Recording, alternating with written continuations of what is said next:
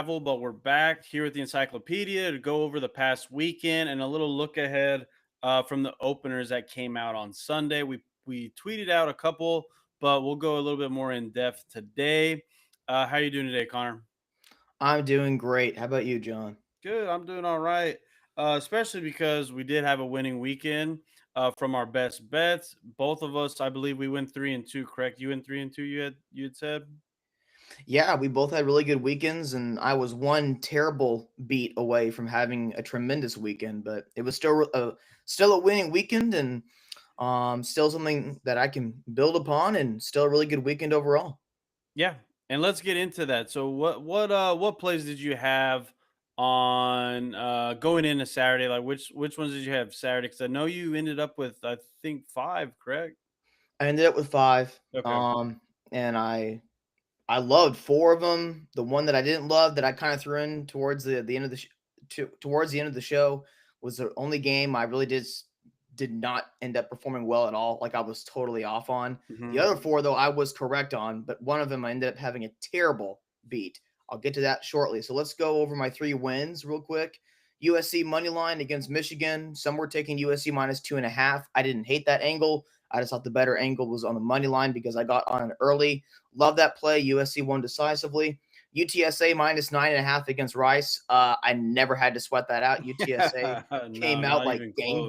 gangbusters in the first like 10 minutes. That was awesome. Thought that was a great bounce back opportunity for UTSA, and it was.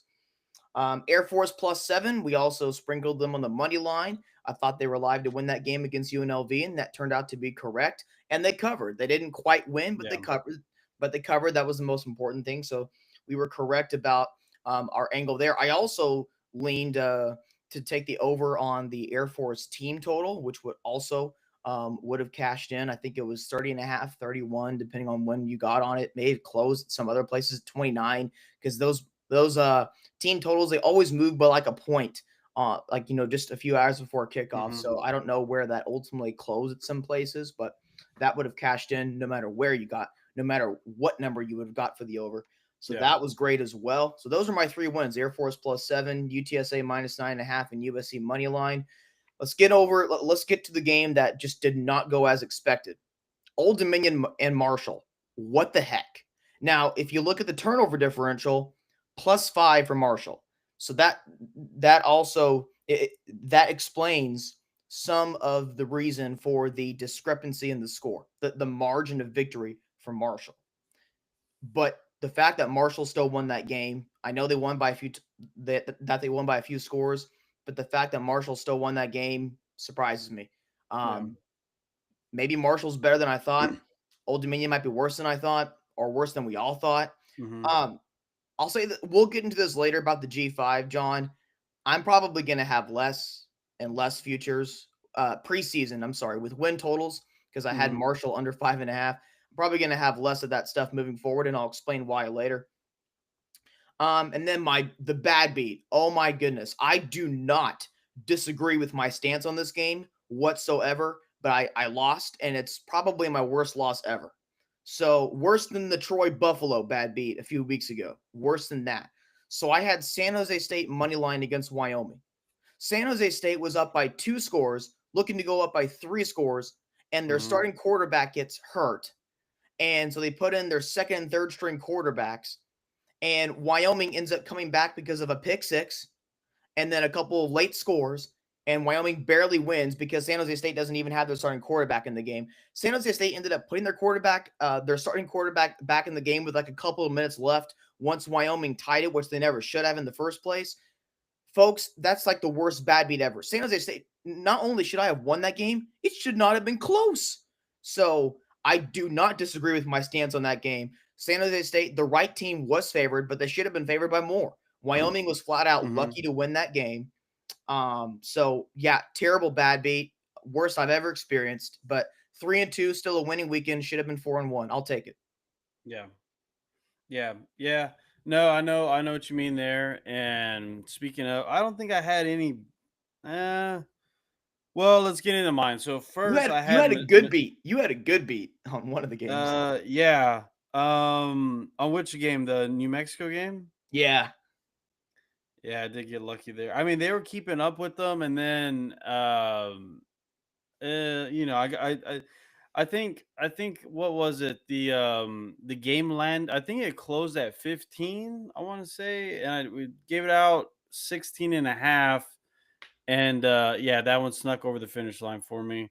I'll take it because, like I always say, um, they'll always, they'll take them away from you. So if you get some lucky wins, lucky bounces, just take them when you can. I wish I got a luckier bounce with Missouri. I didn't get this at 3.5. I think at some places it was at 3.5 earlier in the week, Yeah. but I had the Tigers or no, getting 3 points against Alabama, and they got a late touchdown to get that a three to get the push. They were very much in that game, but again, kind of talked about it last week. Alabama may be one of the top five teams in the country, at least for me. They've been impressive, and then that was a pretty good road win because everything was kind of shaping up for the tie to get upset there. They didn't. They pretty let's say I want to say that Ty Simpson he may have had a late turnover. I don't know. He played pretty well still. Prabula did not have a great game. There was a couple weird plays that did happen. Mizzou had like a fake punt, should have had a first down, couldn't really get a camera angle on it. Turnover on downs. I believe Alabama ended up getting a field goal from that, but still, that ends up as a push for me. They don't win it on the money line. It's a push. And then the Oklahoma Texas game, Red River rivalry. This was a pretty good game. In the first half, the Oklahoma defense was giving Arch Manning trouble, but as the game went on, it does look like John Mateer's thumb injury still causing a lot of problems for him. If you watch, he really couldn't throw the ball. He was throwing it with his palm and his fingers, not really having any zip on it with the thumb. And that's where a lot of the accuracy issues came from. But give credit to Texas. The defense showed up, played great. The offense actually showed up, especially on third downs. Oklahoma couldn't get him off the field on third down. It killed them. Texas ends up running away with it in the second half. We're wrong. I was wrong about that one. I thought that Oklahoma would do more running with Mateer. Instead, they tried to do more passing, and it kind of came back to bite them. So that was a loser for me. Let's see here. That's right. Mizzou's a push. OU loss. And then Maryland. I don't know if I would consider Maryland a bad beat, only if you had the money line. The This game went back and forth basically the whole game.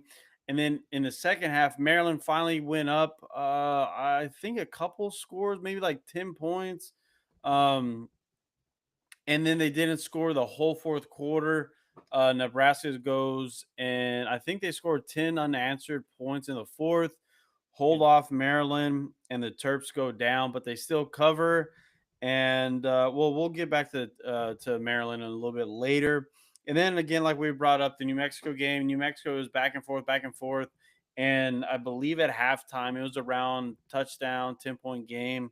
And then of course I honestly fell asleep in the second half, so I missed the second half, and I was just I peeked my eye open around midnight to see the score, and the game landed on 15. I believe that was the differential there. And again, I gave out 16 and a half earlier in the week, and then again on Friday it was widely available, so that should be a win. And then of course, sweat free while I was asleep was Hawaii. Hawaii dominated. They had a great game. So I finished 3-1-1, which isn't terrible, and I'll take it. I'll take it. All right, Connor. So what else? What else? What else stood out to you this weekend? Anything pop out to you? I know for me, I would say Indiana. Indiana's Yeah. defense popped out for me. What about you? Old Dominion Marshall. That was my number one shocker. I mean, Yeah, if you told me Old Dominion didn't cover or looked a little sloppy, Marshall hung with them for a little while, I'd believe all that. yeah. But I mean, the fact that Marshall won, much less won by that margin. Again, I know that they won the turnover margin 5-0, but the fact that they still won that game surprises me. So, John, I do want to hit on this real quick. Yeah. So, in regards to win totals, preseason futures, what I'm probably going to be doing more of in the future, um, I've done a decent job the last few seasons getting on top of stuff before the market changes with stuff. I mean, 100% of the market movement over the last 3 summers has been in our favor. So we've been on the right side of all of the movement. Literally every single one of our preseason win totals, the markets agreed Yeah. with our side of things. Um, but the thing I'm going to have to watch moving forward, John, is specifically with the G5. I'm probably not going to be selling as many teams, and I'm not going to sugarcoat why. I'm going to tell you flat out why. I think almost all the G5 teams are below average from a power rating standpoint. Now, obviously, you've got 136 FBS teams, so you're still going to have you're still going to have this a first place team, a 57th place team, a 78th place team, but it doesn't mean that they are as good as they used to be. Yeah. There's a cool chart. In fact, John, I'll text it to you later today. There's a chart that's showing basically all of college football. There's more parity now. And now this was something that we discussed. We thought there could be a lot of chaos in college football this year, Hmm. but what's what's happening in the G5 right now is that the teams that used to be like tier 2, tier 3, tier 4, like we still have our tier 1 at the top of the American, Boise State. We figured JMU would be really good this year. But there were in the past, in years past, there was a clear tier 2, a clear tier 3. We don't have that anymore. Yeah. Sure, by the end of the season, there's going to be your 7-5, your 8-4s, your 9-3s, but they're just not that much better. They're not as they're not as much better as they used to be from tier 3, tier 4.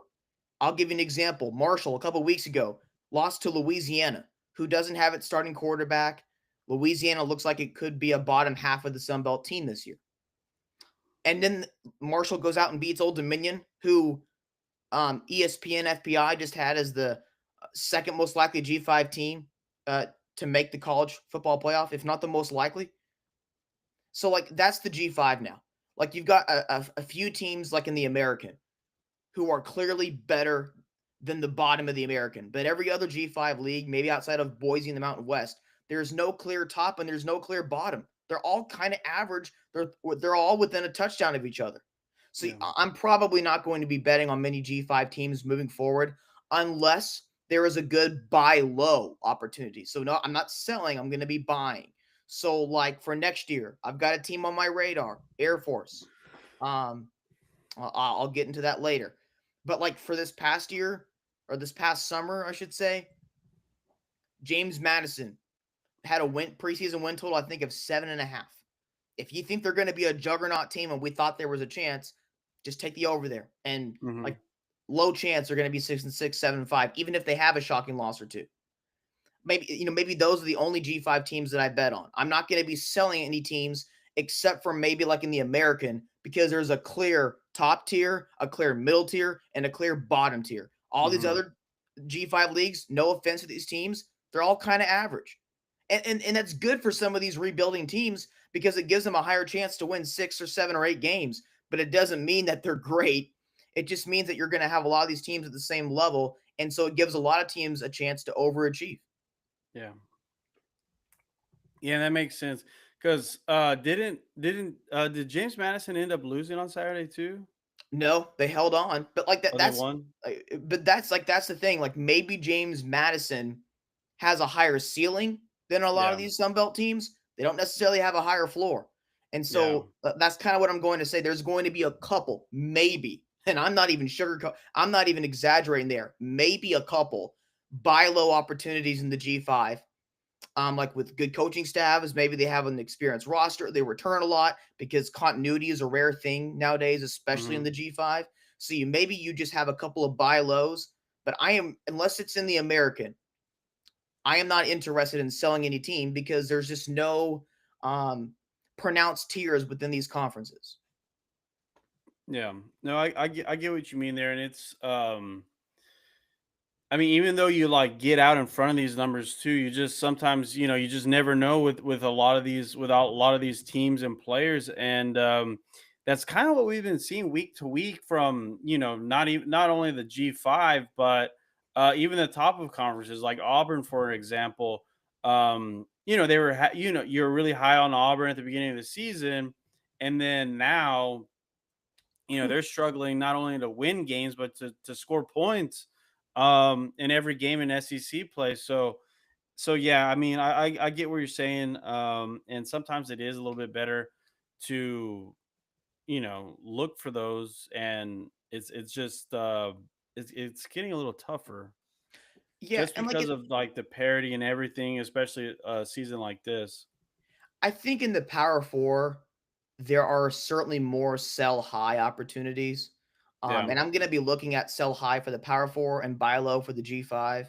And there's going to be a couple of each. And then that's like maybe you have a couple of long shots, but really there's just not going to be as much stuff to bet on because there's just so much more unknowns now. There's more Yeah. parity. And to go back to Marshall real quick, they started the season just as how I thought they would. They were having a quarterback controversy. They couldn't figure out their guy.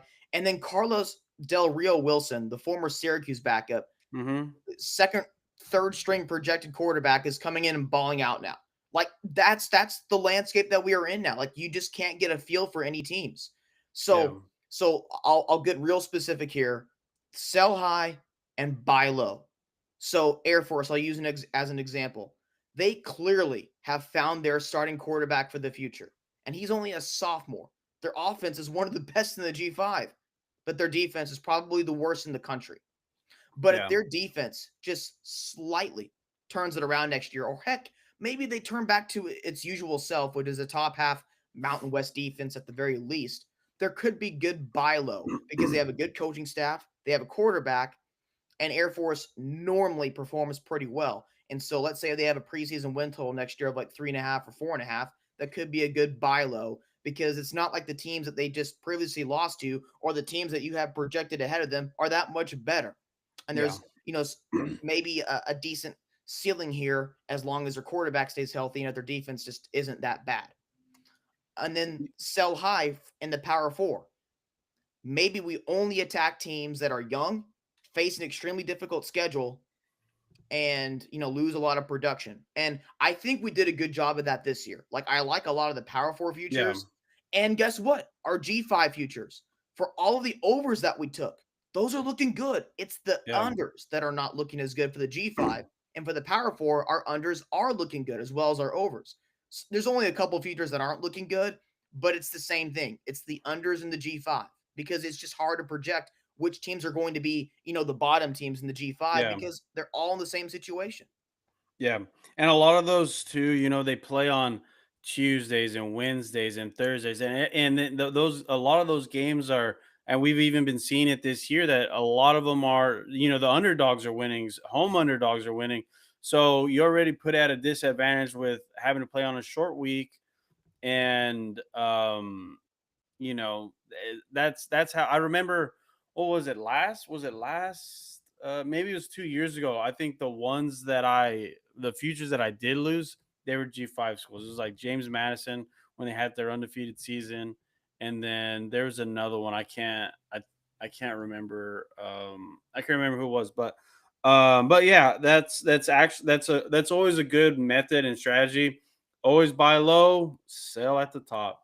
So yeah, that's a good thing to point out. Speaking of buying low, I I was a little too scared, but I should have, and I should have bought low on Colorado State against Fresno State. They Mm, had a great game Friday night, yeah, or was it Friday night? Yeah. against Fresno, yeah. And yeah, and then I was a little too hesitant, but just going based off of the eye test and watching them against San Diego State, and then I forget there was another game, and I was like, okay, quarterback change, different play calling, and it kind of looked like they were turning the tide, which brings me to one of the one a number that stood out to me for, I believe this game's on Wednesday, and that's gonna be Sam Houston hosting UTEP.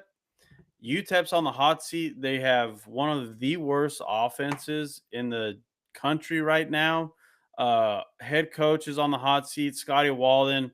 People are thinking maybe we shouldn't have hired this guy from what was the FCS Austin P, right?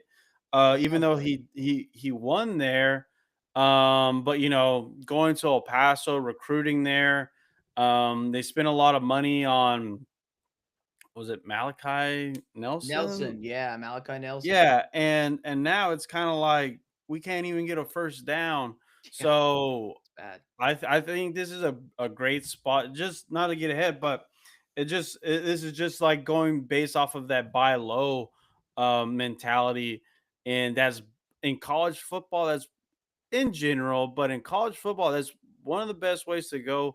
That way, you could get a good number, kind of like we did with New Mexico State the other day. And I'm thinking it's time to buy low on Sam Houston. This Okay. team is gradually getting better. We're not seeing a huge difference, but they almost won last week. They at least scored some touchdowns against New Mexico State. So I think this week at home against a very weak offensively UTEP team, I like the underdog spot here. I like getting 2.5 points. I like Sam Houston on the money line as well. One team's trying to is kind of trending in the upward trajectory, and UTEP is just plummeting downwards with no correction in sight. So I don't understand this number. So you brought up buy low, and that reminded me of that game upcoming this week.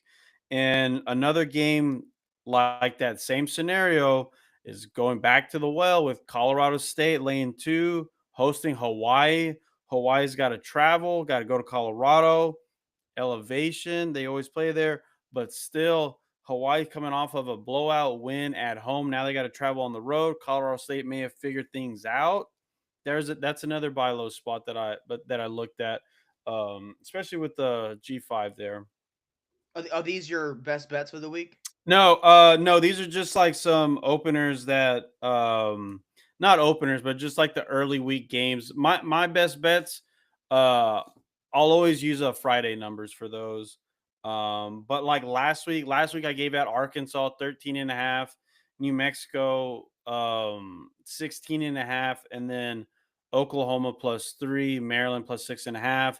All of those cash except for um Oklahoma, of course. So I'm just gonna I just have some games that I have circled, but my best bets I'll wait until uh Friday show. I just want to bring up some of the numbers that are sticking out to me right now, and definitely with the early week games, that's one of them. Sam Houston hosting UTEP. I love the Bearcats there.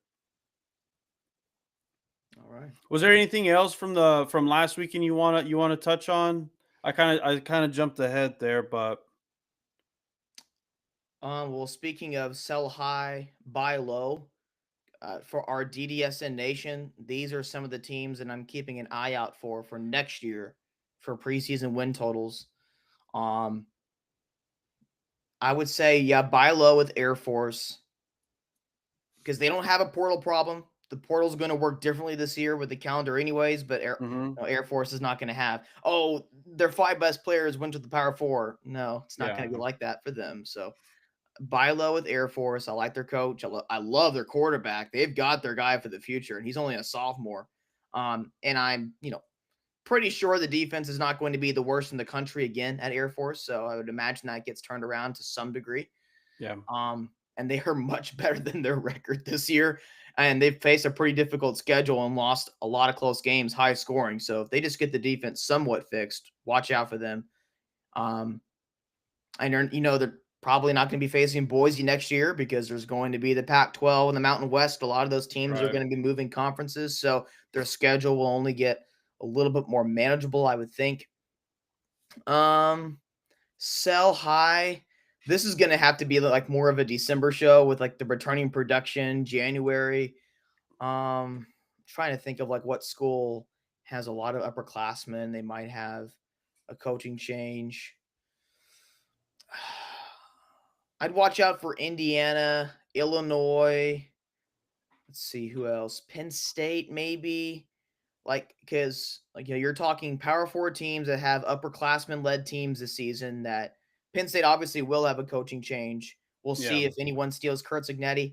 I think Kurt Signetti is probably staying in Bloomington, but if he does, it's like, okay, yeah, probably selling Indiana. Illinois could be a team to sell high next year because they were one of the few teams this year in the Power Four or in the entire country that returned a lot of production, and they're going to be Hmm. losing a lot, so that they might be a sell team next year as well. Trying to think who else could be.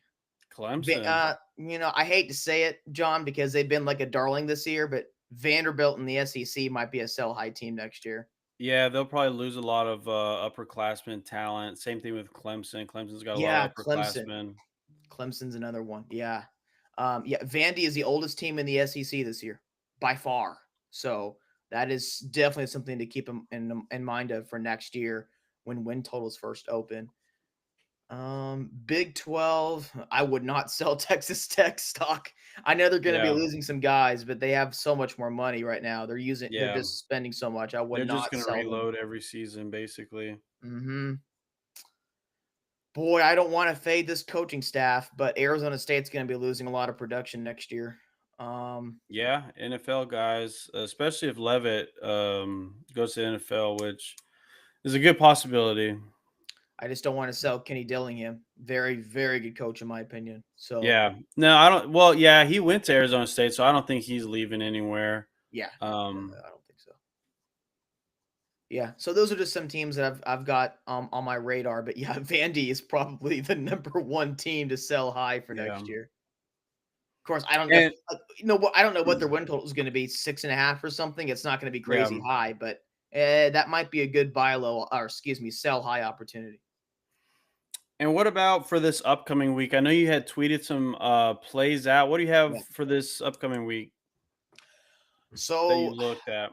last week or the last 2 to 3 weeks, we've been discussing some teams that we think are fraudulent, like on fraud watch. Yeah. We've been talking about that for like a full month now with Iowa State and LSU, and that's lived up to the billing, especially with the Hmm. Cyclones here recently.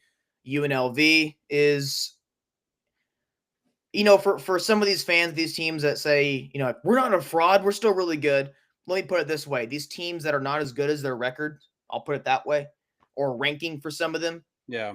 and another team that's now crept up on that list for me. It just depends on how for me with these teams, like they have to be on the top of the list to want to fade them because it's like sell high opportunity. And I've got one this week. I've already tweeted it out. I'm selling BYU. Mm. I love Kalani Sitake. I am not saying that they don't deserve to be ranked or that they suck or that they're a fraud. What I'm saying is I'm selling BYU because I don't think they're as good as their ranking or the start of the season overall would lead you to believe. And I think Utah is still in a potential buy low spot, or at the very least, I think they are the better team. I think they're in a different class than BYU. I took Utah on the money line earlier this week when they were like a 2.5 point favorite, but this is similar Hmm. to USC and Michigan. I just took them on the money line because at the time it was like minus 134, minus 135 in that range, maybe minus 138. That's now minus like 160, minus 170, depending on where you Yep. look. Utah's 3.5 point favorite. By the way, I lean Utah minus 3.5 as well. I'm sure you're going to have a lot of people out there that tweet out, give me BYU plus 3.5 because of the hook, and they're undefeated. They're at home. It's the Holy War. I get it. It's a rival. That's true. So betting on that kind of spread is not for me like the way that I wanted to attack it. I wanted to get on it early and just take Hmm. Utah money line. Do I lean Utah still? Yes, even minus 3.5. But I already got them on the money line. Be sure to check out my tweets at CFE Grind. I get on stuff as early as I can. That's my favorite play for so far for this week. I do have a couple of other games that I'm looking at, John, which we'll get into later in the show. But as of right now, my true best bet, I might add a couple more here today, but my only best bet that I have right now is Utah money line against BYU. Okay. All right. Yeah, I just couldn't remember if you had a couple of them or what all you had tweeted out. So that was the only one that you had tweeted out. Yeah. Was the Utah money line? Yeah, And they're I but believe it was like 135. That sounds about right whenever you had let me sent that out. yeah, let me look at my tweet.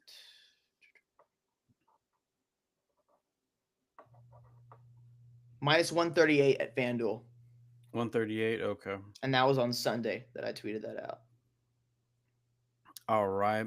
And anything else, I guess, from this past weekend that kind of stood out to you, just in general? Well, I mean, Northwestern beating Penn State, Oh, that's but James Franklin finally got his final nail in the coffin. Got sent. Well, apparently to I guess apparently he has to be like actively trying to like look for a job to some get his payout, something like that. I was reading. So he's obviously going to try to, or at least has to try to get another job. We'll see what happens with him and where Penn State goes from here. So, yeah, who the knows? rumor mill will be starting up pretty soon. A lot of people think Mike Elko. There's a couple different ways they could go. I just know a lot of Arkansas fans have been wanting James Franklin to go to Arkansas. I don't see it. I hope that's not the case, but we'll see what happens. For me, I thought Texas looked pretty good. They look like how we've expected them to look all season. I think they have Kentucky next on the road. We'll see how that goes. And I want to say they still play Georgia, Tennessee, and I think they have another one. I can't. But yeah, and then there was of course the Auburn game. Auburn, they should have went up. I believe it was 16, 17 points. Um, Fumble at the 1 yard line. That was the final call. It looked like it should have been a touchdown. So SEC officiating has been a big deal, at least on Saturday. Like I said, the Missouri punt, yeah, the fake punt by Mizzou.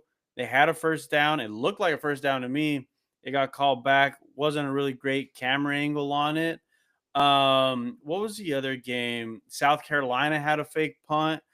They called an illegal procedure. They showed the replay. There was no movement. Everyone was set. So that was a tough one. Really bad call, especially in that moment, because I believe the score was 10-7, and that would have put South Carolina near the 40, 50 yard line.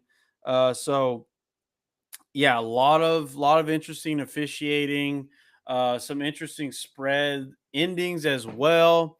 Especially in that LSU South Carolina game. Spread was 9.5. It was 10, 13-7, 10-7. And then with about 5 minutes to go, I think that was the score. LSU marched it all the way down. Instead of sitting on the ball, they marched it all the way down to the 1 yard line and then kind of sat on it, kicked a field goal or late touchdown. I don't remember. But for those who had 7.5, or I mean 9.5, that was kind of a killer ending there. But do you so that was the only thing so far for the upcoming week that you have, Connor? There are certainly some other angles that I'm looking at, some other things that I'm looking at, other matchups. So 2 weeks ago, I said on here, keep a lookout for the look ahead line for UNLV and Boise. And when the line first came out, I think it was 8.5 for Boise, and I leaned Boise. That's now up to like 10.5 to 12.5, depending on where you look. I lean Boise in that game. Like I think this is the game where we are we, we get shown that UNLV is not as good as their record, and it's like okay, they're not all that team.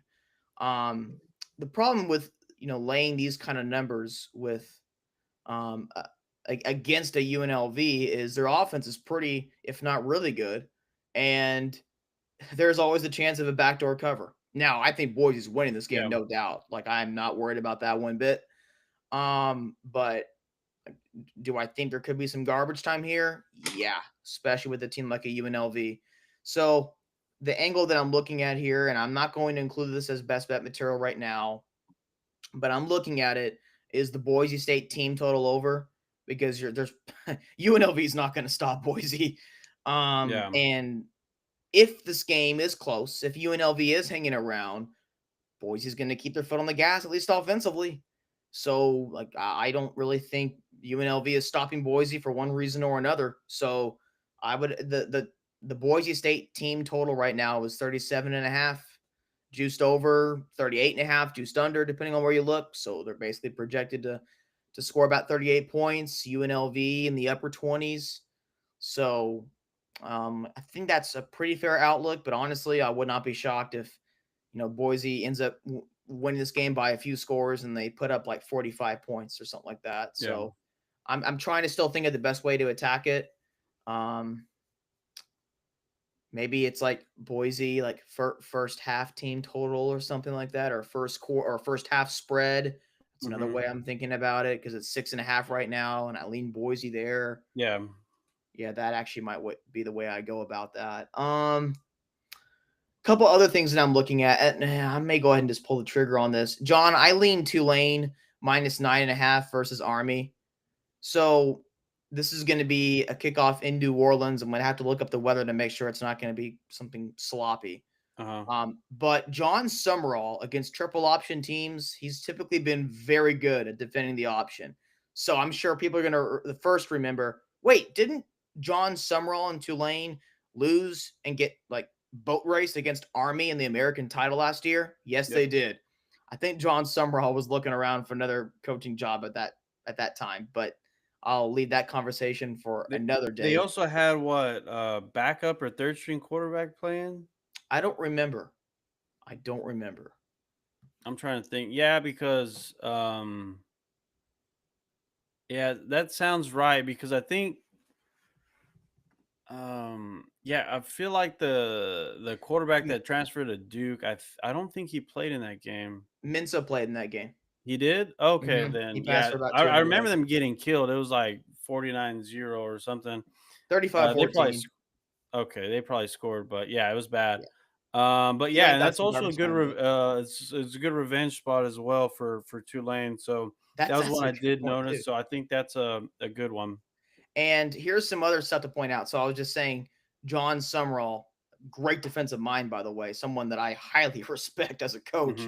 Hmm. He's been great against the triple option outside of last year's American title. So I'm going to go back through the years here. So I know at Troy in 2022 and 2023, Troy played Army in the non-conference. They beat them both times. They shut them out one time and only give up 9 points another time. And then last year against Navy, Tulane shut out Navy. Summerall typically does really good against triple option teams because his defenses are very disciplined and they're really Hmm. good against the run. They're good with their run fits. You don't beat Tulane by hoping that they make a mistake, which is what triple option teams wait for their opponents to do. They pounce Yeah. on them when they're out of position and then they get 7 or 8 yards. And if you don't make mistakes, which is obviously very difficult to do and to stay disciplined every single play against an offense like that, that's where triple option teams feast. Well, John Summerall teams, they're hardly ever out of position, especially against the run. Look up John Summerall defenses throughout the years, wherever he's coached. They're always really good against the run. And this is not exactly like a look ahead spot here for Tulane. They're not coming, I mean, they're coming off of that touchdown victory against East Carolina. They had to score late in that game to pull out that victory, but that was Hmm. last Thursday. So there's a little bit extra preparation here. There's a bye week next week for Tulane. Then it's UTSA. If they had UTSA next week, then I would say stay away. But I mean, Yeah. are they looking ahead to their bye week? I don't think so. And like you said, John, this is kind of revenge here. Then you look at Army this season. When they have had to step up in class in the American, that's not fared well. They played against North Texas. They should have got beat by more than what they did. They got beat by a touchdown in overtime. And then East Carolina beat Army 28-6. And Tulane just beat that East Carolina team. I think Army has some injuries at receiver right now. I also consider taking the Army team total under here, 17.5, but I feel like I could be um, sweating that out late in the game. Let's say Army scores a late touchdown, they go for two. I think there's a potential chance for a sweat out there. You're also laying minus like 130 or whatever for that for the team total for Army, under 17 and a half. Also, Army's defense just hasn't been great this year. So, like, I think Tulane's one of the two best offenses that they face this year, along with North Texas. East Carolina's offense is not too bad. ECU kind of took their foot off the gas. I like Tulane minus 9.5 here, John, because I mean this is a step up in class for Army. They haven't really proven to be all that good. They've beaten two of the worst teams in the American the last 2 weeks, so I think this is a good chance to kind of buy Tulane in this spot. What do you think? Yeah, no, I agree with you. I think it's a great spot for Tulane. Coming off that really bad, embarrassing loss in the American Championship game, Army's having a down year. This sets up perfectly for Tulane.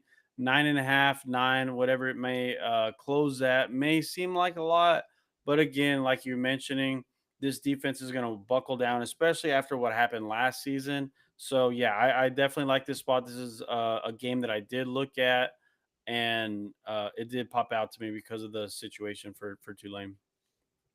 And yeah, I mean, I could see like worst case scenario. Let's say Tulane's offense is just it's not humming. Army is kind of making this a slugfest.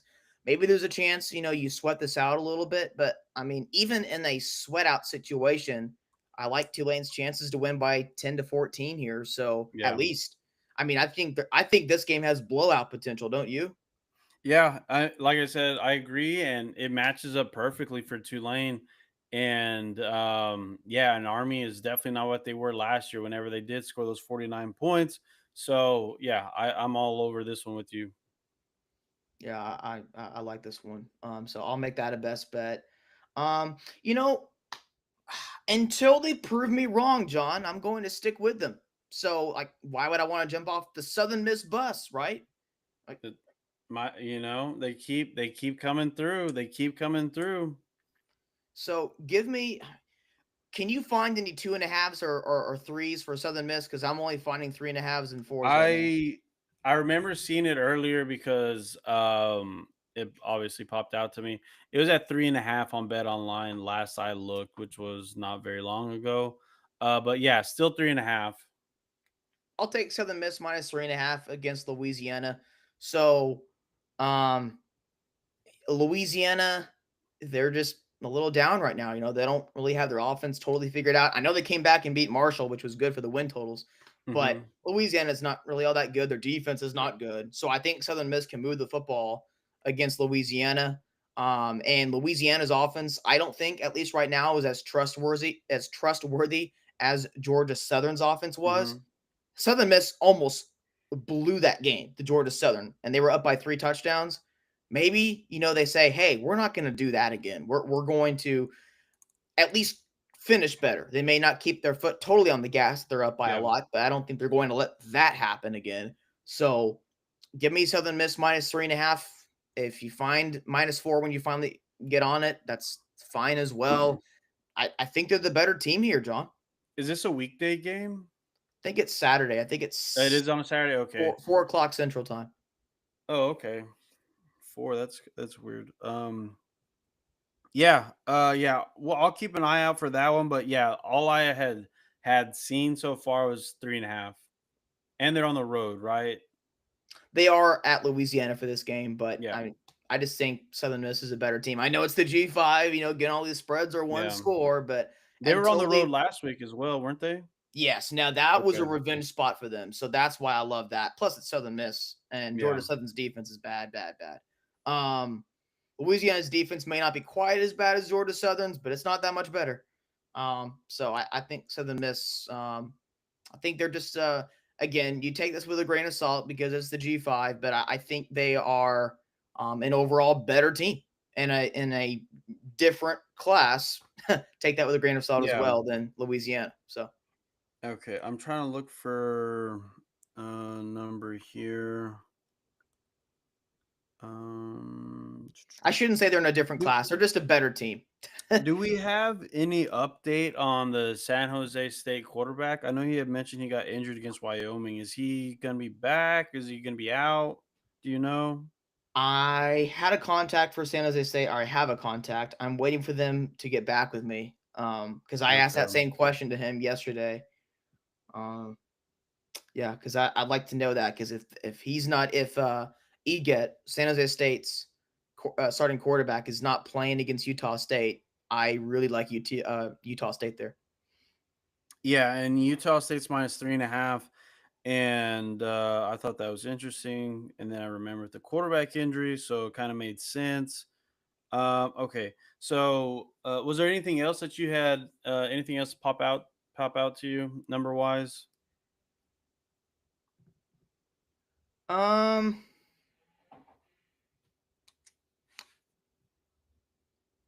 Give me a quick second here. Yeah, because I think there's some that I had written down and that I liked. Um, I'm just trying to go through, make sure I'm not missing anything. Looks like there's some BYU buybacks, so we may get a closing number of 3. So if you do like Utah, if you're a little patient, we may see a 3 come back. It's possible. But yeah, one of the games that popped out to me was LSU at Vanderbilt. LSU has not looked hot. They did not look good against South Carolina. I want to say they had 2 fumbles, interception, and South Carolina couldn't really move the ball. They only scored once, and LSU, if they scored twice, it was at the very, very end of the game. I can't remember if they had a touchdown or a field goal there at the end of the game. But yeah, I don't really like this LSU team.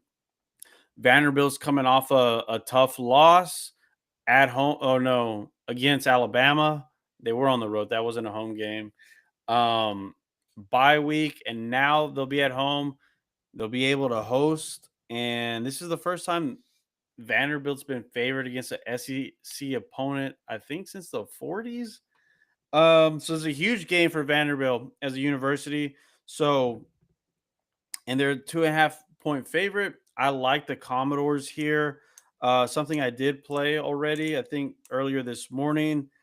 This may get up to 3. I know that there was some money on Vanderbilt, so this may close -3. We'll see. I just don't like this LSU team.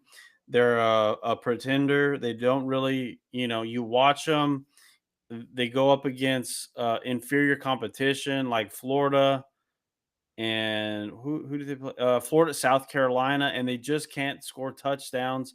I'm not a fan. Vanderbilt will be ready for this game. I do like Vanderbilt -2.5.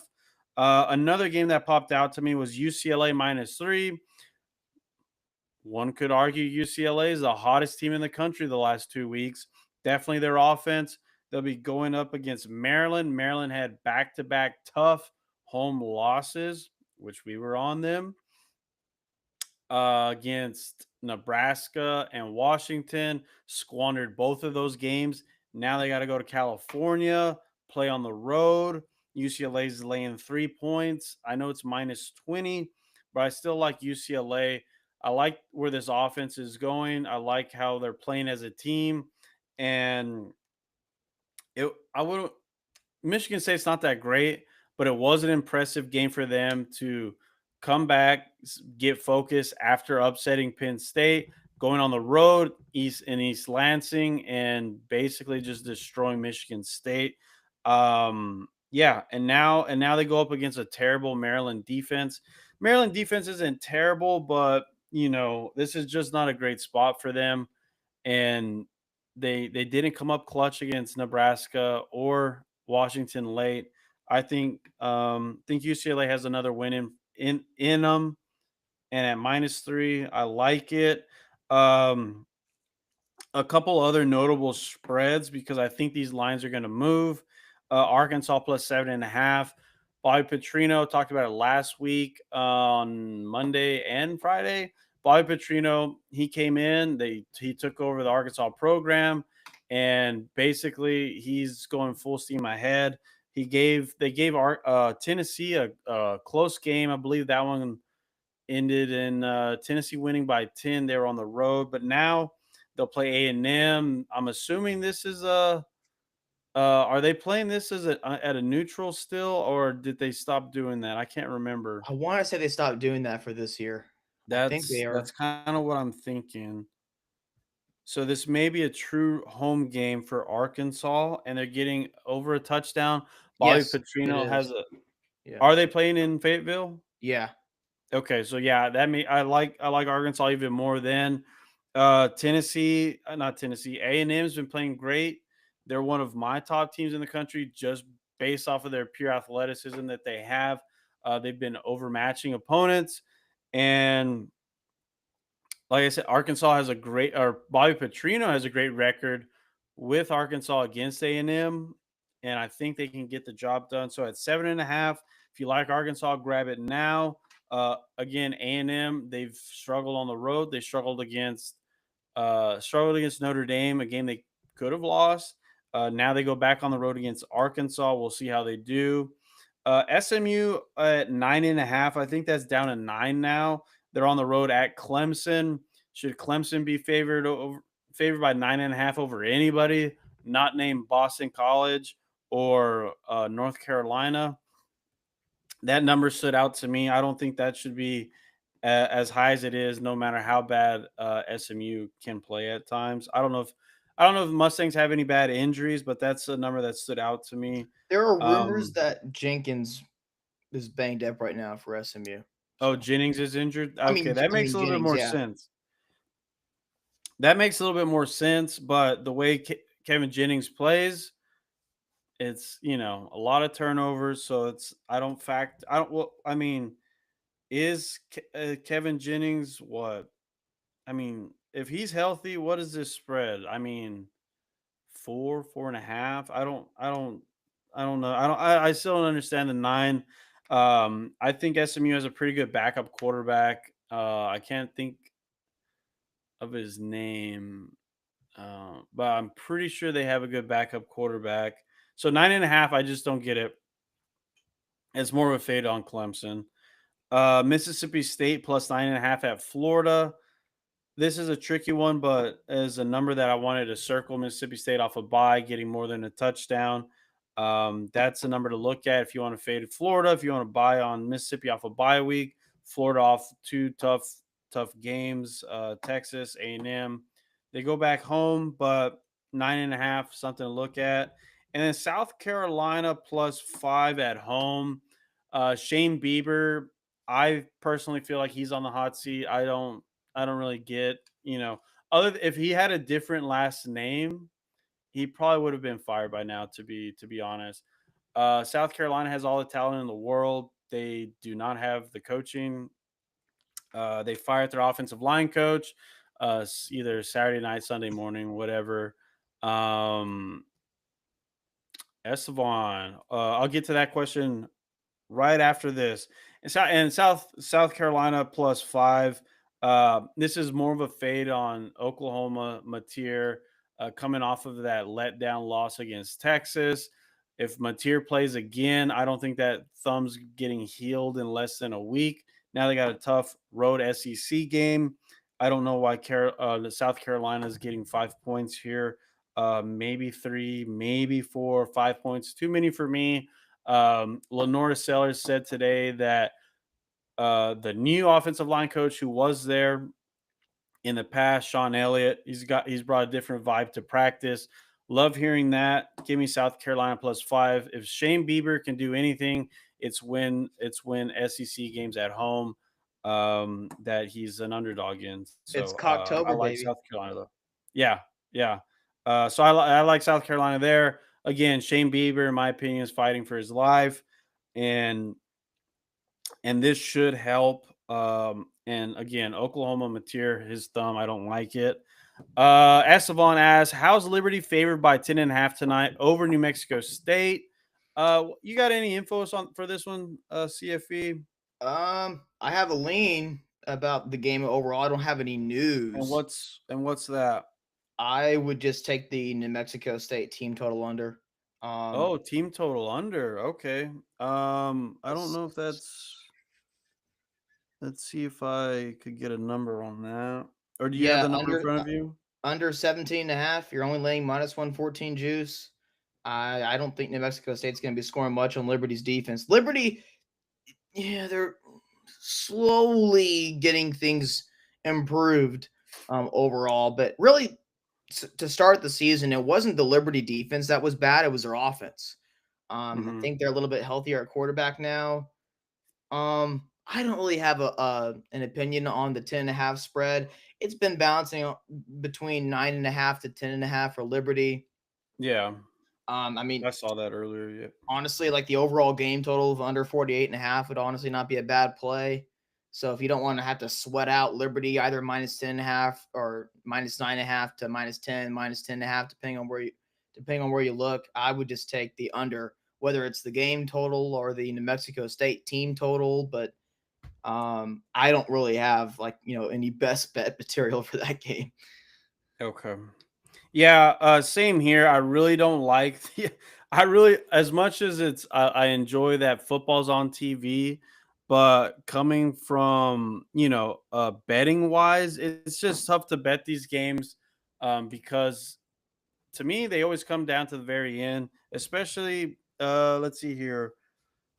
All right. No, actually both games are home favorite. So you got Liberty laying 10.5 against New Mexico State, South Alabama laying 7, hosting Arkansas.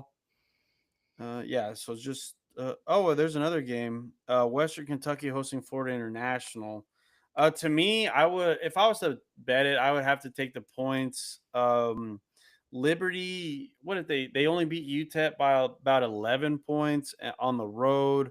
So it's just a tricky game. It wouldn't surprise me if Liberty, dominated this game. Again, it's just these are ugly games. If you need action, take the underdogs, take the under. But um, yeah, I don't like these. I don't like these games because there's just too many. I don't know. There's something always weird happens, and it's usually, for at least for me, it's always a nightmare. Like whichever side I'm on, it's always something terrible happens. So I try to stay away from the midweek football. Mm-hmm. End of Yeah. the week's a little bit better, but midweek, it's a little rough. Anything on the next game? South Alabama hosts Arkansas State. No, I don't have anything for that game. Same here. I think South Alabama's on a losing streak, I believe. Um, so if anything, I would take the points with Arkansas State. But again, these are ugly games that I don't feel that I have, an edge with the number. So your guess is as good as mine with these. Western Kentucky hosting Florida International, 10.5. Same thing. I would probably take Western Kentucky, but not something I'm betting on tonight, though. All right, so that was it. Yeah, and like I said, tomorrow's the one that I like. I like Sam Houston State tomorrow, hosting UTEP. But today, nothing. What about you? Anything on the Delaware Jacksonville State game? Blue Hens are favored by 2.5 on the road. Interesting number. No, I don't really have anything for that game either. I was looking at some of the midweek games this week, hoping to maybe have a best bet in there, but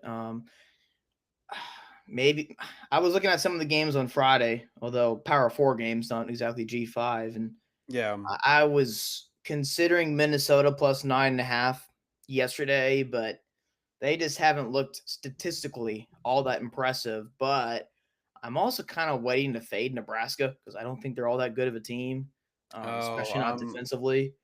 I'm Man, I right there tell you, with you. huh? I'm right there with you. And I was surprised that they won that game against Maryland. I mean, Nebraska's Iowa State's been on fraud alert. I think they've been exposed, back-to-back losses. Colorado beat them. And I think that's my next fraud alert team is Nebraska. I'm just waiting for it to happen.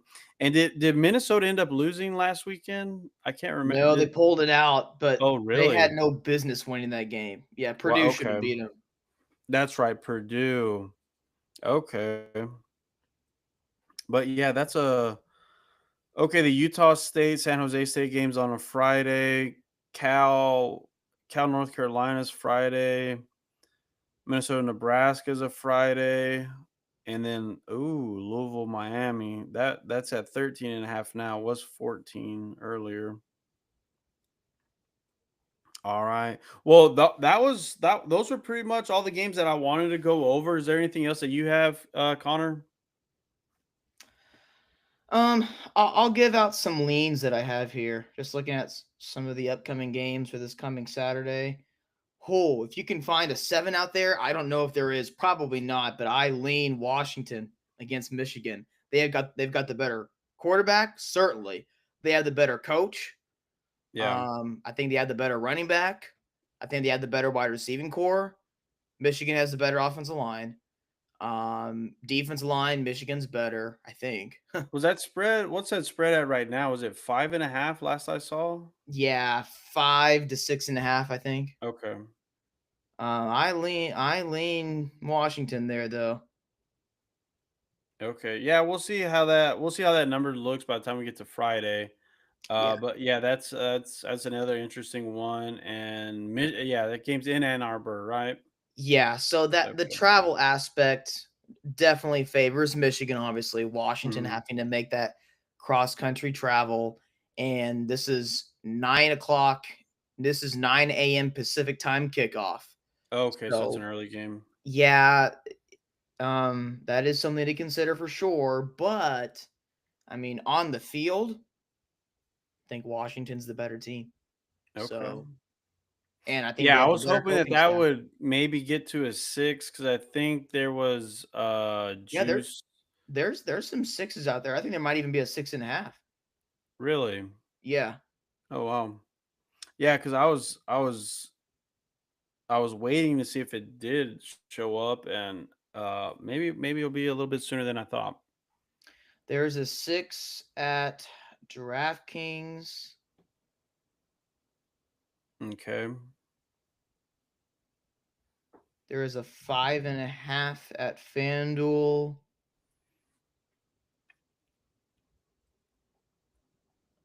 Let's see. Yeah, that may be one you may want to wait a little bit if you like Washington. Just wait a little bit, or just keep your eye on it, and we may see a 6. There is a 6 at Bet365. There is a 5.5 at BetMGM. And then I'm going to look at Bet Rivers real quick.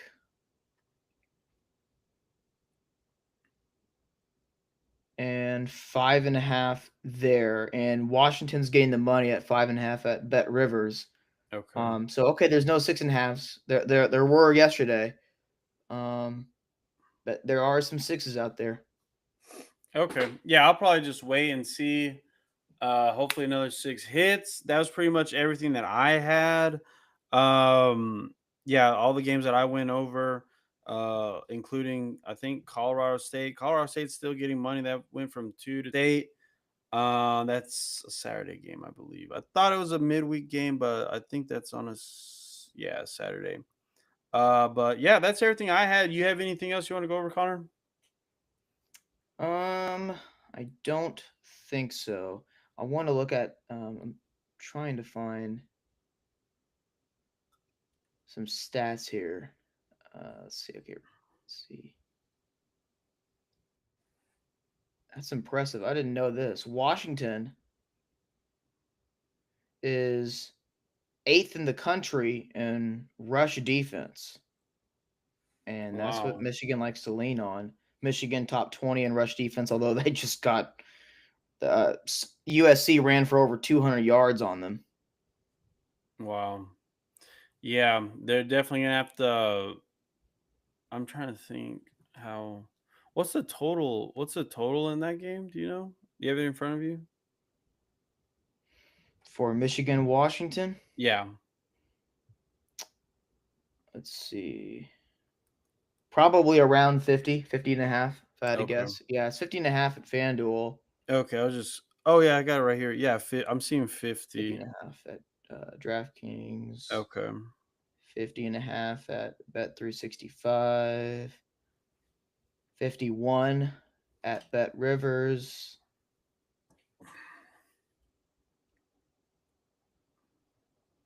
And then 50.5 at Bet MGM. So yeah, 50.5. There is a 51 at Bet Rivers though. Okay. All Yeah, I righty. like Well, I, go I ahead. like no, excuse me, I like Tulane. Yeah, minus nine and a That's half. right. So Yeah. we'll add. I'll tweet that out after the show here. But Okay. I'm trying to find a specific stat here.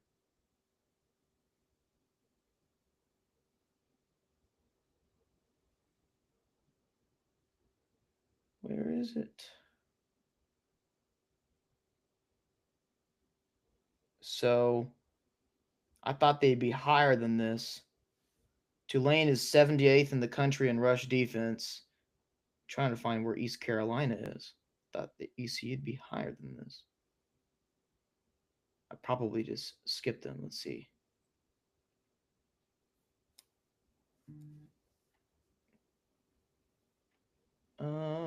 Where is East Carolina? Here they are, 35th. Yeah, I don't see Army going into Tulane territory and staying with them. I'm seeing a lot of people recommending like the under overall and giving score predictions of like 27-17. Maybe I have the wrong read on this game, but when I've seen Army and I figured this would be the case, I thought they would be in the middle tier of the American Yeah. this year. That's what they've shown. I thought Tulane was gonna be one of the better teams in the American. So far, that's what they've shown. So like I and then John Summerall, typically very good against triple option offenses. And you're asking Tulane to essentially win this game by double digits. I, I honestly could see Tulane running away with this. Yeah. So I could see a final score of like 31-10. So yeah, I'll take Tulane minus 9.5.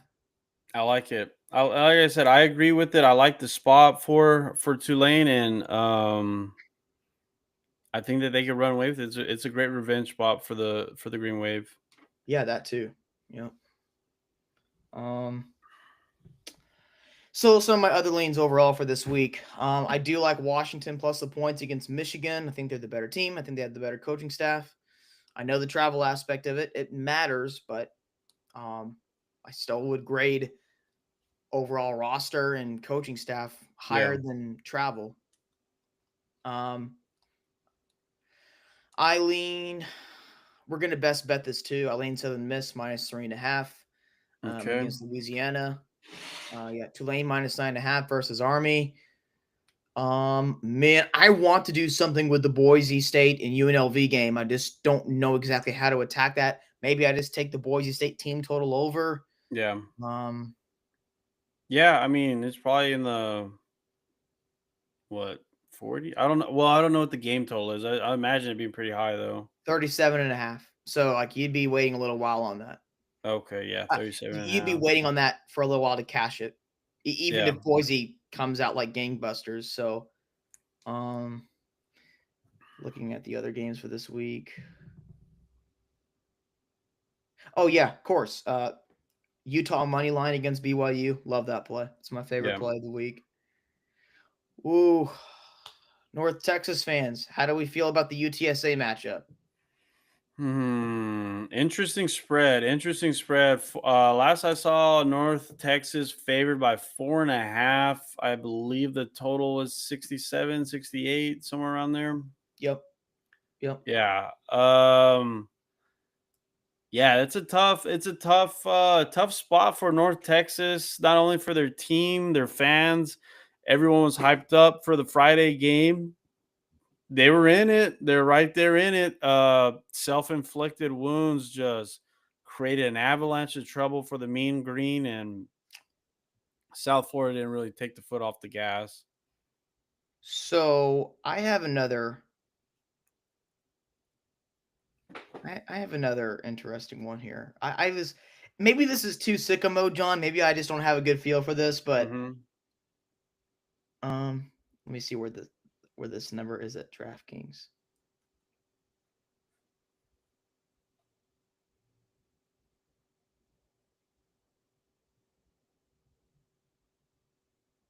Let's see. Okay. This is on the UTSA North Texas game. No, I mean I kind of lean UTSA plus 4.5, Yeah. but I'm gonna be at that game. Okay. This is the first time in a while that I'll be at back-to-back North Texas games, but the home slate is great for this year. The home slate for next year is terrible. That just got announced last night or this morning. Yeah, Yeah. not good at all. But so here's the play I'm thinking about. UAB team total over 20.5 against Memphis.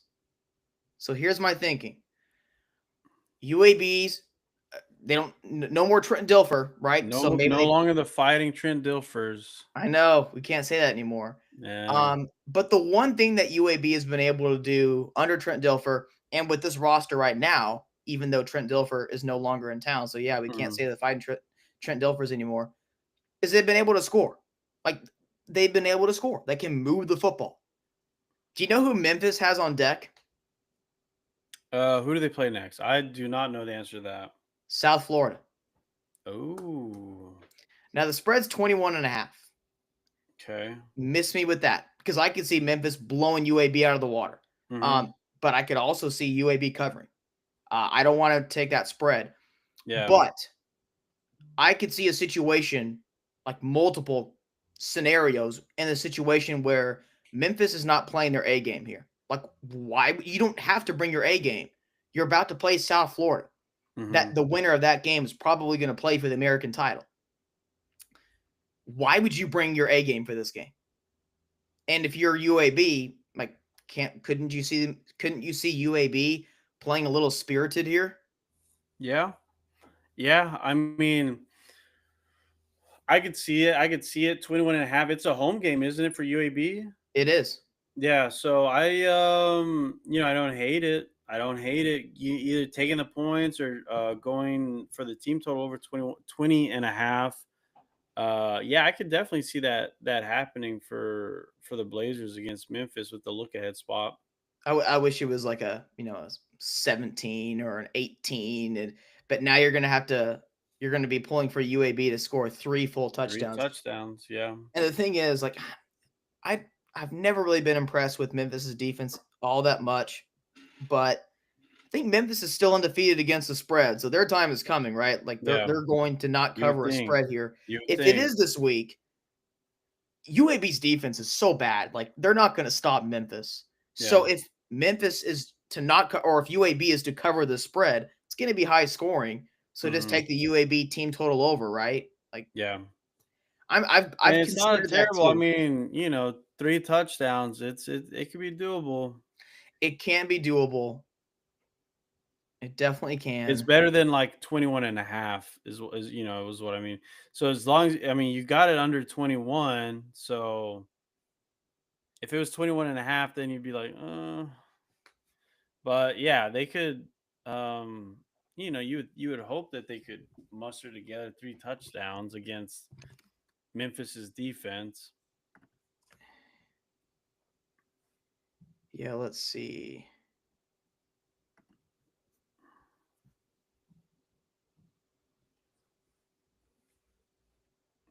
Yeah, I don't think I can make that best bet material. Because I mean, like I'm trying to find an angle here, right, with the Yeah. spot, but yeah, that's probably fairly priced because like 20 and a Yeah. half, you're thinking UAB to score 20 to 21 against Memphis, no way, and then it's going to be right there on the spot. So I'm not going Yeah. to play it. If it was much lower, if this was like a much better buy low opportunity, like yeah, but nah, that's probably fairly priced. Yeah. So Yeah, I know what you mean. I think that it would be a sweaty one, but yeah, I don't know if I would that's I don't think that's something that I would bet, but I could definitely see it happening though. yeah, like if UAB has 17, 20 points at halftime, we're going to be like, see, like we said that this might happen, but Yeah. I don't know if that's something I really want to put out there as like, this is my second or third best bet of the week. Like, I Yeah. can't do that. Um, I'm trying to think of what else I want to do. Yeah, I mean, we still got time and we still have time to see how these numbers move until Friday, and go over them then, attack them then. So, do you have any best bets right now, like that you want to put out? Right now, like I said, I'm trying to mainly trying to have mine for Friday, but if I was to have a couple for the opening show, it would be UCLA, Arkansas plus 7.5, UCLA -3, and then Vanderbilt -2.5. So if I was to have some, that's what it would be for the opening show. I definitely like those. I think they could all get there. And you wouldn't just do the Vanderbilt money line. You're going to take a -2.5, probably. Yeah, because I feel like just like for the pricing wise, because I think I saw the money line was like $1.35 or something. So uh I just did the spread.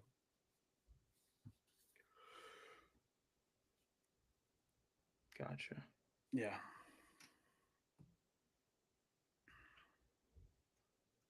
Yeah, I don't disagree with any of those plays. Do you have an opinion on the Mississippi State Florida game? You said you do? Do you? I was asking if you did. No, well, I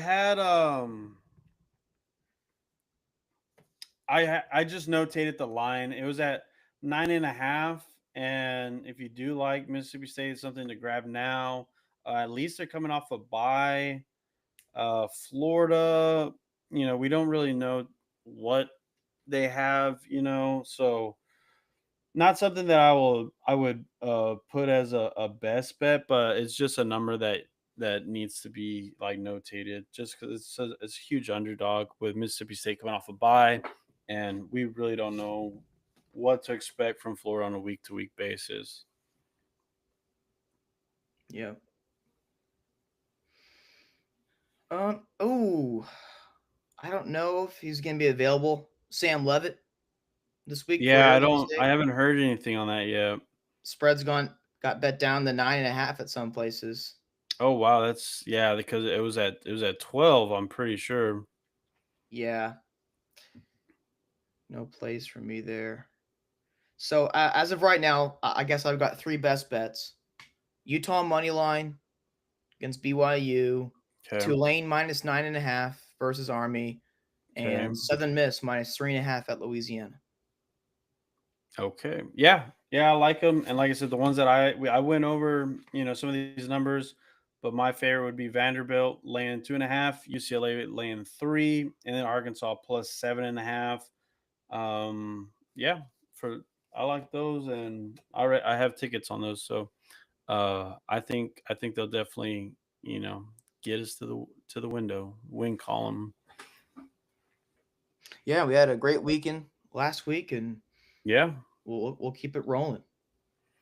All right. Well, that's everything that I have. We'll go ahead and wrap it up and be back on Friday for the Friday show. Of course, we'll be going over all the games, especially all the notable ones, and we'll see how it goes. And let's go ahead and keep this winning streak going. I love it. All right, Connor. We'll see you. And thank y'all for watching, commenting, and let us know Oh, if you have any questions. Go ahead. oh, that's right. Yeah, we already tacked the comment that we had here, the question about the Yeah, Liberty yeah. deal. With the Liberty game, midweek football. It's you think football is chaotic on Saturdays. Just wait till you watch on Tuesdays, Wednesdays, and Thursdays. So, Yeah. all righty. Well, that was everything. We'll go ahead and wrap it up and see y'all on Friday.